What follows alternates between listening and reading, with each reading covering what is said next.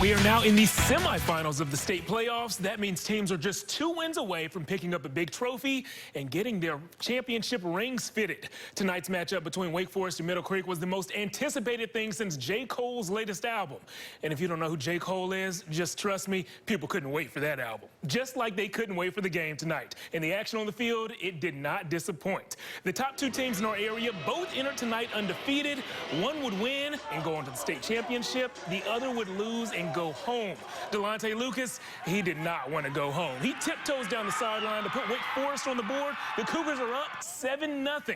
And when it was time for the Wake Forest defense to step up, oh, they did it. Jaden McKenzie is only a sophomore, but he hits like a grown man. The Cougars were up 7-0 at the half.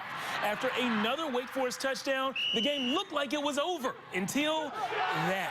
Daniel Jackson blocks the kick, scoops it up, and takes it all the way back, 65 yards for a touchdown. It's now a 1-score game in the fourth quarter. And apparently the fourth quarter is all the Mustangs were waiting on. Dominique Schaffner delivers a perfect pass to Shamon Hicks. It's now a tie game.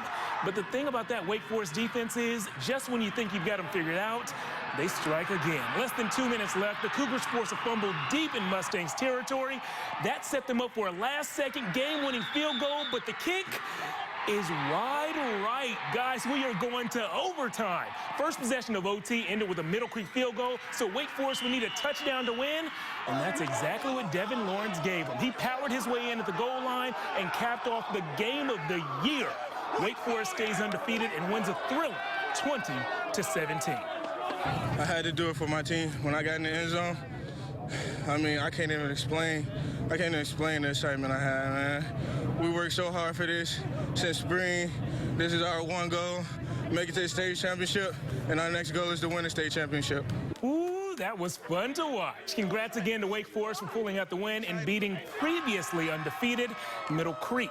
The Cougars will take on Page in the 4AA state championship game 1 week from tomorrow. Some other semifinals games tonight. Cape Fear traveled out to Scotland High School and made history. They're going to the championship game for the first time. They win 27-7 and will face Dudley. And Rocky Mount's great run is going to keep on going. They went to triple overtime with Havelock, and they come out with the win 34-33. They will play South Point for a state championship next week.